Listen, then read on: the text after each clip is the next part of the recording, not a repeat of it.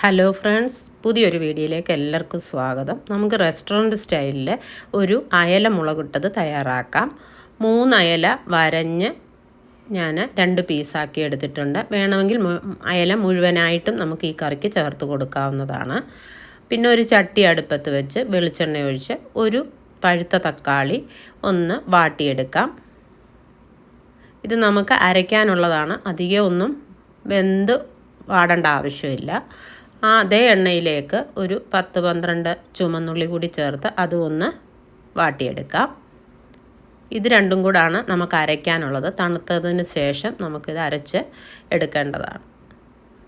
അപ്പോൾ ഉള്ളി ഒന്ന് വഴന്ന് വന്നിട്ടുണ്ട്. പിന്നെ നമ്മൾ അതേ ചട്ടിയിലേക്ക് കുറച്ച് എണ്ണ കൂടി ചേർത്ത് ഒരു എണ്ണ തിളയ്ക്കുമ്പോൾ 1/2 ടീസ്പൂൺ കടുകും ഒരു 1/2 ടീസ്പൂൺ ഉലുവയും കൂടി ഇട്ട് അത് പൊട്ടി വരുമ്പോൾ ചെറുതായി അരിഞ്ഞ കുറച്ച് വെളുത്തുള്ളിയും നീളത്തിലരിഞ്ഞ ഒരു കഷ്ണം ഇഞ്ചിയും വറ്റൽമുളകും പച്ചമുളകും കുറച്ച് കറിവേപ്പിലയും ഇതെല്ലാം ഇട്ടൊന്ന് വഴറ്റി ആ ഫ്ലെയിം നമുക്കൊന്ന് ഓഫ് ചെയ്യാം. അത് ചട്ടിയുടെ ചൂട് കൊണ്ട് നമ്മളിടുന്ന മസാലപ്പൊടികൾ കരിഞ്ഞു പോകാതിരിക്കാനാണ്.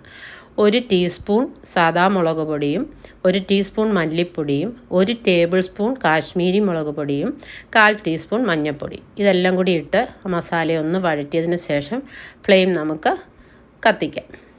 അതിനുശേഷം നമ്മൾ അരച്ചെടുത്ത ആ തക്കാളിക്കയും ചുമന്നുള്ളിയും കൂടി ചേർത്ത് ഒന്നുകൂടി നന്നായിട്ട് വഴറ്റണം. അതിൻ്റെ പച്ചമണമൊക്കെ ഒന്ന് മാറുന്നിടം വരെ ആ മിക്സി കഴുകിയ വെള്ളം കൂടി ചേർത്ത് കൊടുക്കാം. ഇനി ആ മസാലകളെല്ലാം ഒന്ന് മൂത്ത് പച്ചമണമൊക്കെ മാറി എണ്ണ തെളിയുന്നിടം വരെ നമുക്ക് വെയിറ്റ് ചെയ്യാം.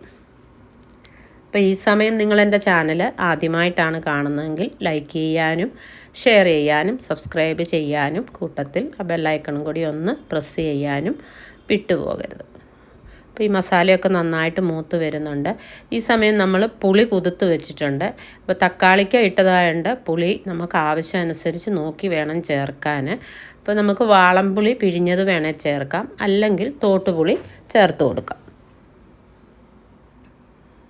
ഞാനിവിടെ തോട്ടുപുളിയാണ് ചേർത്ത് കൊടുക്കുന്നത്. 2 കഷ്ണം തോട്ടുപുളി ഞാൻ കുതിർത്ത് വെച്ചിട്ടുണ്ട്. അത് ഇതിലേക്ക് ചേർത്ത് കൊടുക്കാം. പിന്നെ നമുക്ക് ഇത് വെന്ത് വരുമ്പം പുളി കൂടുതലാണെങ്കിൽ 1 കഷ്ണം പുളി എടുത്തങ്ങ് മാറ്റിയാൽ മതിയാവും. ഈ പുളിയും ഇട്ട് ഒന്ന് ഇളക്കിയതിന് ശേഷം നമ്മൾ ഇതുവരെ ഉപ്പൊന്നും ചേർത്ത് കൊടുത്തിട്ടില്ല. നമുക്ക് കറിക്ക് ആവശ്യമായ ഉപ്പ് കൂടി ചേർത്ത് കൊടുക്കണം.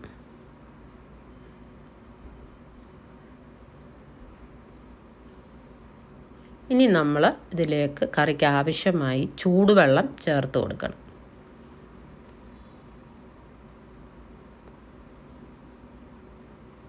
എണ്ണയൊക്കെ തെളിഞ്ഞ് വന്നിട്ടുണ്ട്. ഇനി നമുക്കിതിലേക്ക് തിളച്ച വെള്ളം ഒഴിച്ചു കൊടുക്കാം.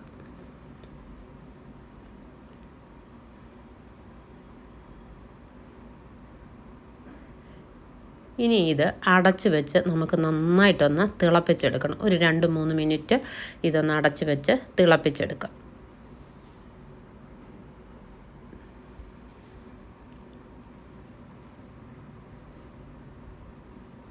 ഇത് തിളച്ച് വന്നതിന് ശേഷം നമുക്ക് മീൻ കഷ്ണങ്ങൾ ഇതിലേക്ക് ചേർത്ത് കൊടുക്കാം. ഈ മീൻ കഷ്ണങ്ങൾ ഇട്ടതിന് ശേഷം തവിയിട്ട് ഇളക്കരുത്, കാരണം മീൻ കഷ്ണം പൊടിഞ്ഞു പോകാൻ ചാൻസ് ഉണ്ട്. നമുക്കിതൊന്ന് ചുറ്റിച്ച് എടുക്കാം.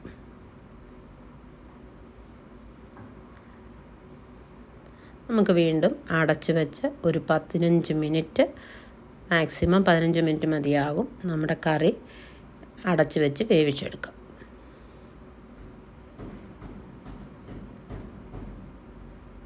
മിനിറ്റിന് ശേഷം തുറന്ന് നോക്കാം. നല്ല അടിപൊളി കറി റെഡി ആയിട്ടുണ്ട്. നമുക്ക് ഇങ്ങനെ വേണേൽ തന്നെ ഉപയോഗിക്കാം, എന്നാലും നമ്മളൊന്ന് വറുത്തുകൂടി ചേർക്കുന്നുണ്ട്. കുറച്ചുകൂടി ടേസ്റ്റിയാകും. ഒരു പാൻ അടുപ്പത്ത് വെച്ച് എണ്ണയൊഴിച്ച് നമുക്ക് കുറച്ച് ചുമന്നുള്ളി കനം കുറച്ചരിഞ്ഞത് ചേർത്ത് കൊടുത്ത് നന്നായിട്ട് അതും കുറച്ച് കറിവേപ്പിലയും കൂടെ മൂപ്പിച്ച് ഈ കറിയിലേക്ക് ചേർത്ത് കൊടുത്തു കഴിഞ്ഞാൽ അടിപൊളി അയല മുളകിട്ടത് റെഡിയാണ്. അപ്പോൾ ഉണ്ടാക്കി നോക്കുമല്ലോ. ഓക്കെ കേട്ടോ, നിങ്ങളുടെ കമൻസുകൾ പറയണം. ഇഷ്ടപ്പെട്ടെങ്കിൽ ലൈക്ക് ചെയ്യണം.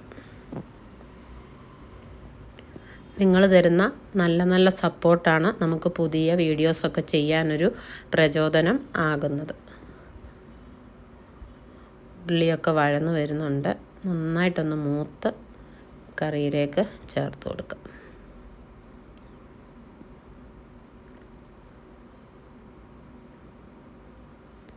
എപ്പോഴും ഒരേ രീതിയിൽ മീൻകറി തയ്യാറാക്കാതെ ഇടയ്ക്കൊക്കെ ഇതേപോലൊക്കെ ഒന്ന് ഉണ്ടാക്കി നോക്കണം.